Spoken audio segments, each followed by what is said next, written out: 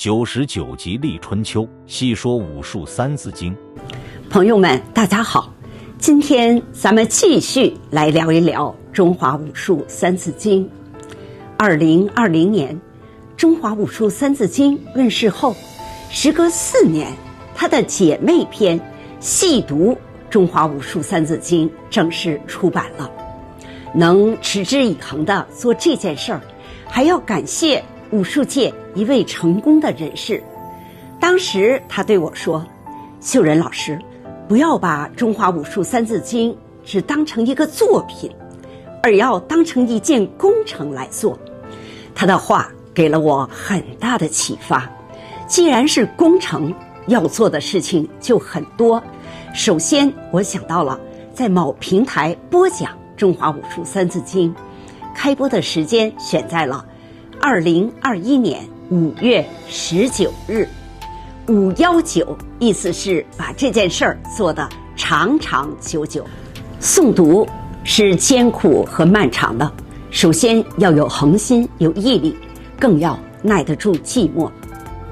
最开始没有经验，一集要读20多分钟，甚至半个小时，而读这么长，要准备很多的文案，查找很多的资料，还经常读错，读错了又要重读，最后还要自己认认真真的听一遍，记下几分几秒需要删改，交给负责剪辑的同志来完成。当时我们对自己要求很高，一天发一集。由于工作忙，白天没有时间，大多是业余时间来完成的，有的时候一直工作到深夜。为了保证正常播出，备了2台麦克，一台放在办公室，一台放在家中。负责剪辑的同志说，有的时候夜里都睡醒一觉了，醒来一看，我又发去了新的文件。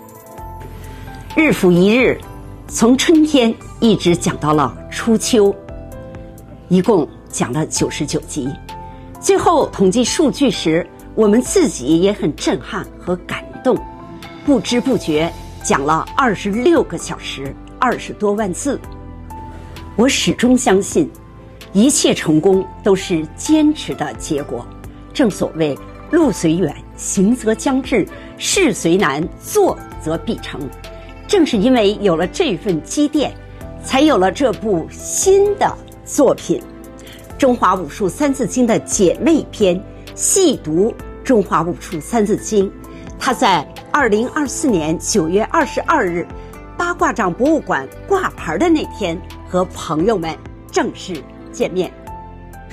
在这里我也要感谢中华武术首任主编昌仓先生，还有中国新闻出版总署特聘专家张大为先生，以及世界太极拳网和博武国际武术网的总编于公宝先生，他们分别为这部作品写了序和跋，这是对这部作品最大的肯定和支持。我在创作中华武术三字经时，提笔写下的第一个字是大字。为什么呢？因为中华武术从原始起源到形成，跨越了几千年的历史，从时间的长度来说是大的。武术源于中国，属于世界，现在已经遍及全球，而且成立了亚洲和国际武术联合会，所以武术从地域空间来说也是大的。今天习练武术的人，下至几岁的孩童，上至耄耋老人，不同的年龄，不同的性别，不同的国度都有，所以从习练武术的人数人群来说也是大的。中华武术现存的129个拳种，每个拳种都有自己10几个、几十个，甚至上百个功法和套路，所以说中华武术的内涵技法也是大的。所以我在中华武术开篇是这样写的：大武术几千年，青少儿当承传。张大为先生在序中写了这样一段话，他说，中华武术三字经的出版如一石激起千层浪，在多年平平静静的武术界，掀起了一股不大不小的浪潮，使武术界的一些人士忽然意识到，中华武术的传承和发展还有许多事情可做，还有许多事情要做，还有许多事情能做。朋友们，在创作和播讲中华武术三字经的过程中，有苦也有乐。您想，把每3个字讲成一段历史和故事，是多么有意义的事情啊！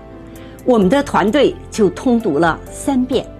我有志者，青少年，尚武魂，不畏艰，闻鸡舞，不贪眠。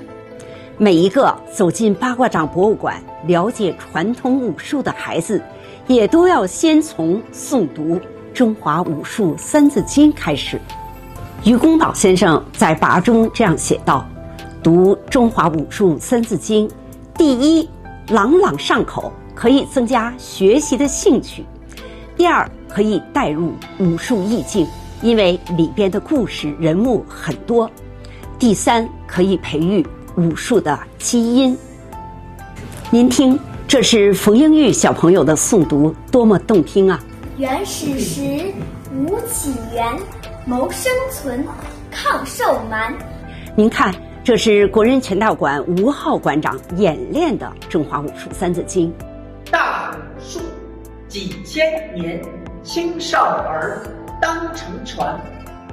再听这段，这是我5年前的声音，听上去似乎有点遥远和陌生了。